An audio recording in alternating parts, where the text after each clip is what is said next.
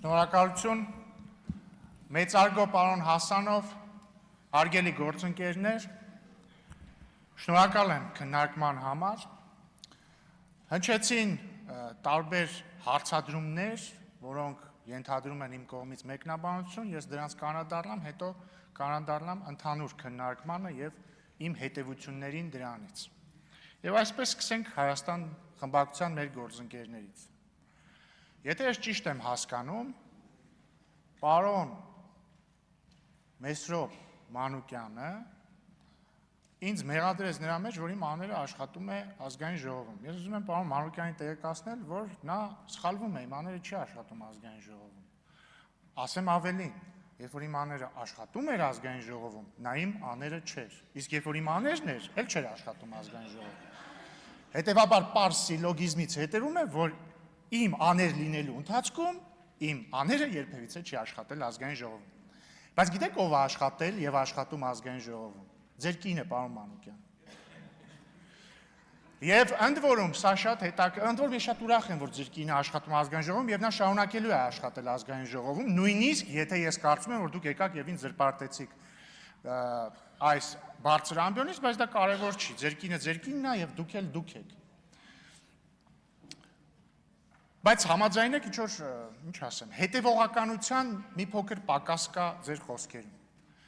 Եվ համաձայնեք, որ նաև այդ թվում այն ժամանակ, երբ որ ձեր խմբակցության պատգամավորները մեզ մեղադրում են բռնաճնշումների մեջ, այդտեղ էլ անհետևողականություն կա, որտեղ այդ նույն ընթացքում, օրինակ ձեր կինը կամ ձեր ցուցակում ներառված Էլինար Վարդանյանի հարազատ քույրը աշխատել եւ աշխատում են ազգային ժողովում։ Ահա այսպիսի բռնաճնշումներ։ Հաջորդը, պարոն Մանուկյանը եւ տիկին Գրիգորյանը ինձ մեղադրում են նրա մեջ, որ իմ եղբայրը աշխատում է առևտրային բանկում։ Ես նրանց ավելի աբսուրդային մեղադրանք կյանքումս լսած չկամ։ Իրավիճակը հետևյալն է, իմ եղբայրը Լևոն Ռուբինյանը, ում ուզում եմ ողջունել այս ամբիոնից, ինքը վստահաբար չի հետևում, բայց հետո կտեսնի երևի, 2007 թվականից, այսինքն արդեն 19 տարի աշխատում է բանկային համակարգում։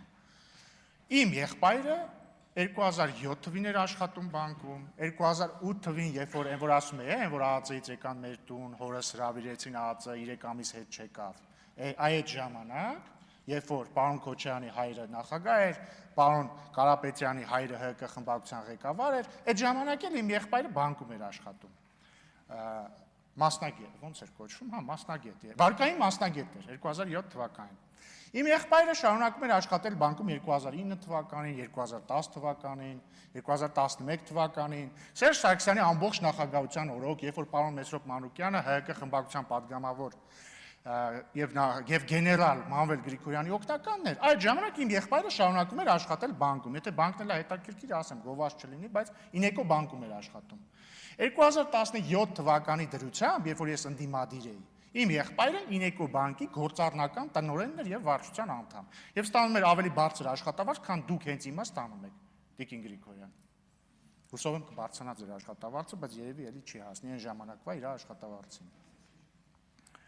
2017 թվականին կրկնում եմ, հեղափոխության նախօրեին իմ եղբայրը աշխատում էր Ինեկո բանկի գործառնական տնօրեն եւ շարունակել է աշխատել Ինեկո բանկում մինչեւ 2025 թվականը։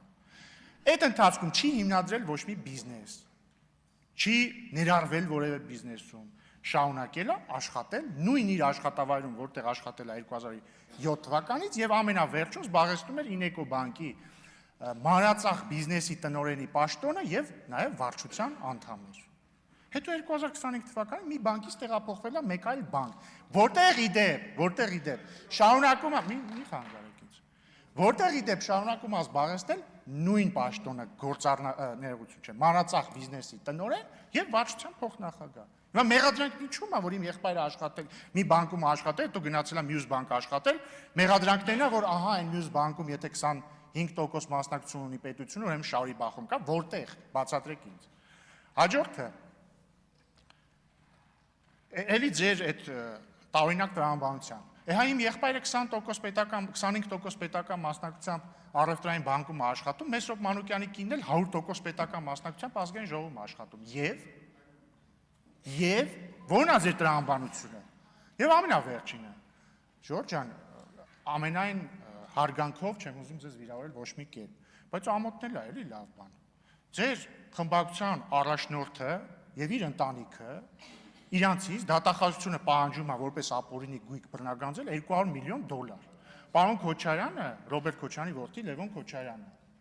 եթե չեմ սխալվում, 21 տարեկանում միլիոնատեր է եղել։ Եթե սխալվում եմ, կներեք։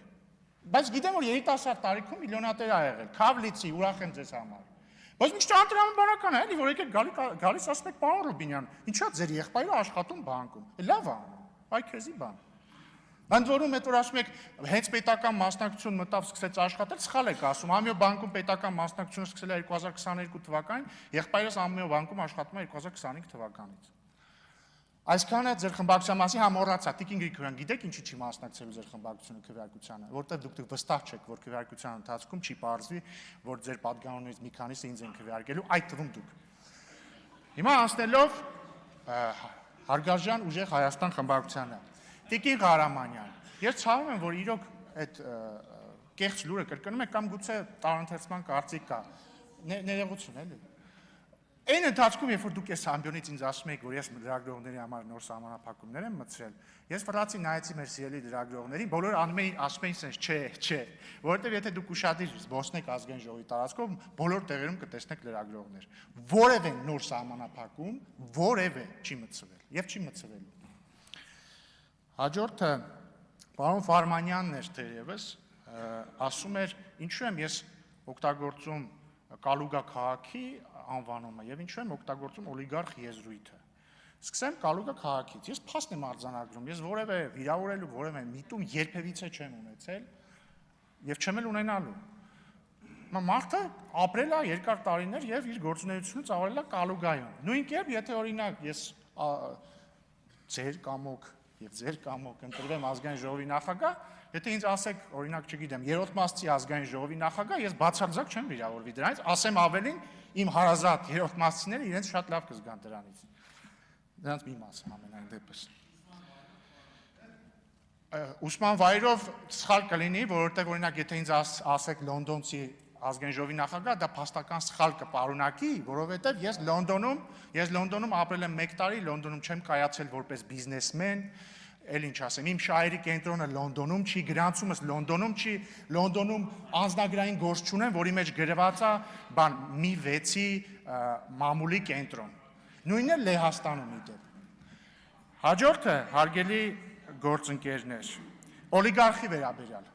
Պարոն Ֆարմանյան ճիշտ է ասում, օլիգարխ բառի սահմանումներն է մարդ, որը ազդեցություն ունի պետական համակարգի վրա։ Սամվել Կարապետյանի եղբայրը երկար տարիներ եղել է ՀԿ խմբակցության ղեկավար, ՀԿ падգամավոր, Սերժ Սարգսյանի աշխատակազմի ղեկավար, հիմա էլ Սամվել Կարապետյանի գլխավորած կուսակցության խմբակցությունը ազգային ժողովում, որը նույնպես պետական համակարգի անբաժանելի մաս է, իդեպ հարգելի գործընկերներ, եթե չգիտեք, ասեմ, դուք բոլորդ իշխանություն եք։ Այսինքն դուք օրենսդիր իշխանության մաս եք, դուք ընդդիմադիր եք իշխող ուժին, բայց դուք իշխանություն եք օրենսդիր, դրա մի մասն եք։ Եվ հետեւաբար դա լրիվ մտնում է օլիգարխ սահմանման տակ։ Կրկին ես որևէ վիրավորելու միտում չունեմ։ Ես պետք է ասեմ նաև, որ ողջունում եմ Տիկին Արեգա Հովսեփյանի Ղարաբաղի բարբառով արված հետևյալ հայտարարության հետևյալ մասը, որ մենք հայրենիքում ենք։ Միանշանակ ողջունում եմ եւ ես ուզում եմ, որ մեր ղարաբաղցի քույրերն ու եղբայրները, այդ թվում Տիկին Հովսեփյանը, իմանան, որ իրենց հայրենիքում են, դուք միանշանակ ձեր հայրենիքում եք, եւ ես երբ որ ասում եմ, որ ես ամեն ինչ կանեմ, որ իմ եւ ձեր երեխաները չտեսնեն երբևէ պատերազմ, ես այդ թվում նկատի ունեմ մեր սիրելի ղարաբաղցի քույրերին ու եղբայրներին, որոնք այս 30 տարիների ընթացքում ավելի քան են տեսել այդ պատերազմը եւ էլ պետք չի տեսնեն։ Եվ իդեպ նաև միանշանակ կիսում եմ Տիկին Հովսեփյան ձեր ասածն առայն, որ ձեր որդիները ոչնչով առավել չեն մյուսներից, իմ որդին էլ ոչնչով առավել չի, եւ ես ինչի եմ ասում, որ ես պետք է ամեն ինչ անեմ, որ ինքը պատերազմ չտեսնի։ Որտեղ ես գիտեմ, որ երբ որ ժամանակը գա, ոնց որ ես եւ իմ եղբայրը չենք խուսափել բանակում ծառայելուց, նենց էլ իմ որդին չի խուսափելու, ինքը այլ երկրի քաղաքացիություն չի ստանալու, ամենայն դեպս քանի դեռ չափահաս չի, ես չեմ գրանցելու իրան ուրիշ տեղ, ես չեմ արտագաղթելու իր հետ, էլ ինչ ասեմ, ինքը Փառք Աստծո առողջ է, հուսով եմ առողջել կմնա։ Եվ եթե պատերազմ լինի, Աստված չանի։ Ինքը ոչ մեկից առավել չի լինելու։ Եվ ոչ ոք ոչ մեկից առավել չի լինելու։ Բայց կրկնում եմ, ես ամեն ինչ անելու եմ, որ այս հարցը չկանգնի ընդհանրապես։ Հա, պարոն Կարապետյան, հետաքրքիր բան եք ասում եք, ես չեմ ուզում, որ Ադանան քեբաբով ճանաչեն, որովհետև Ադանան իմ հայրենիքն է։ Նախ մի քիչ սխալ եք ասում, ոչ թե Ադանան են քեբաբով ճանաչում, այլ քեբաբն են Ադանայով ճանաչում, այդ թվում այն ժամանակներից, երբ որ Ադանայում հայեր էին ապրում։ Երկրորդը, բայց տարօրինակ է, Տաշիրն էլ է ձեր հայրենիքը, բայց դա ձեզ չի խանգարել Տաշիր պիցան անվանել Տաշիր պիցա։ Սա ինչի համար ասեցի։ Իրականում ինչ որ ես հիմա ասեցի, ինչ ասեմ, շատ ցածր մակարդակի բան էր, բայց ես ուղղակի ստիպված եմ անալոգիա բերել եւ ես կարծում եմ ընդհանրապես դուք բոլոր ձեր մի մասը, այսինքն նոր падգամավորներ եք, խնդրում եմ, էլի, խնդրում եմ, իմ հայրենիք Հայաստանի Հանրապետությունն է միակը իդեպ։ Ներողություն, խնդրում եմ մի ընդհատեք։ Ես ձեզ լսել եմ առանց ընդհատելու։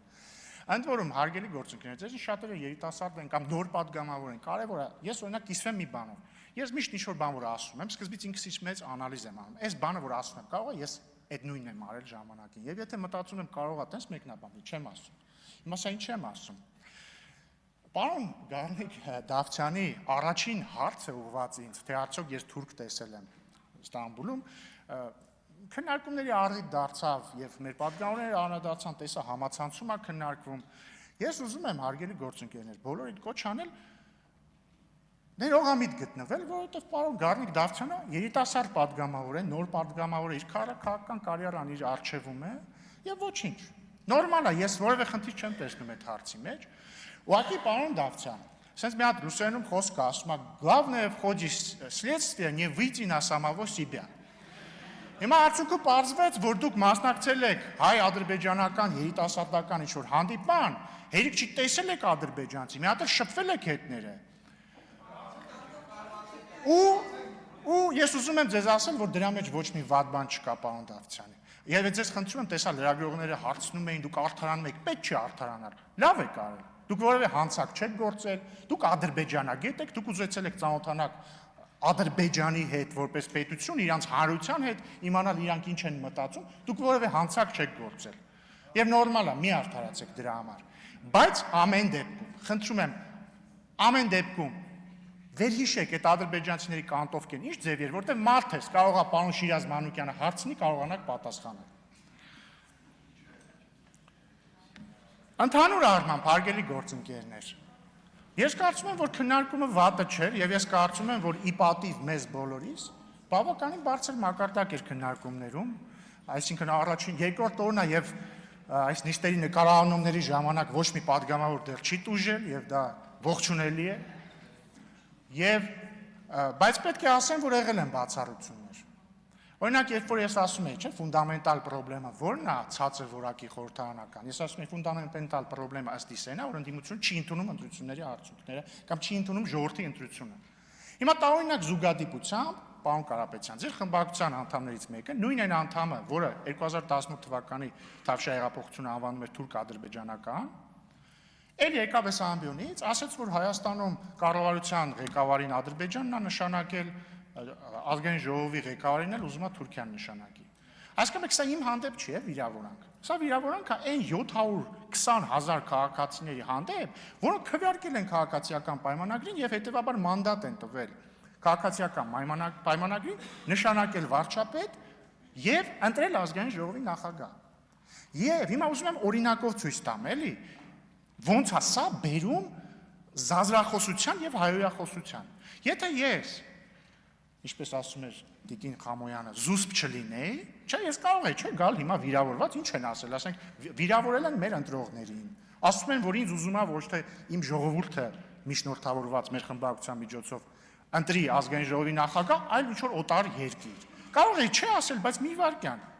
Ու մի երկու բառ էլ ավել ասել։ Մանավանդ, որ հարգարժան падգամավորը ամենևին չի փայլում կոռեկտությամբ, հասկանում եք։ Ու դա լավ բանի չէր բերի, հետո մի բան դուք կասեիք, մի բան ընդեղից կասեին, մի բան ընդեղից կասեին եւ մեր ավանդական վիճակներին կգայինք։ Հիմա ես խոստացել եմ, որ մեկ աստիճան ավելի կառուցողական եմ լինելու, քան դուք։ Պահում եմ այդ խոստումը եւ այլ բան չեմ ասի։ տվյալ падգամավորի մասին։ Ասեմ ավելին, ի տարբերություն նախորդ 5 տարիների, հիմա գրանցվի մոտս կարող է եւ ընդունեմ, բայց կարող է եւ չընդունեմ, չգիտեմ, թող փորձի։ Բայց ես կոչ եմ անում պարոն Կարապետյան, իդեպ ձեր ելույթը նորմալ է, այսինքն ելույթերը շատ մի մասերի հետ համաձայն չէի, բայց ոչի իմաստով ես կարծում եմ, ես համարում եմ, որ դուք ընդունել եք իմ առաջարկը եւ համարում եմ, որ Տիկին Գրիգորյանն էլ է ընդունել իմ առաջարկը բարեկիրթ լինելու։ Իդեպ Տիկին Գրիգորյան, ես չեմ առաջարկել «Ребята, давайте жить дружно», ես առաջարկել եմ լինել «Ребята, давайте быть բարեկիրթ»։ Ուզում եմ շնորհակալություն հայտնել, սիրելի գործընկերներ, կրկին ուզում եմ շնորհակալություն հայտնել քաղաքացիական պայմանագիր խմբակցությանը իմ տեխնացությունն առաջադրելու համար եւ շնորհակալություն հայտնել մեր սիրելի ժողովրդին, շնորհակալություն հայտնել քաղաքացիական պայմանագրին քվեարկած ժողովրդին, շնորհակալություն հայտնել քաղաքացիական պայմանագրին չքվեարկած ժողովրդին։ Շնորհակալություն։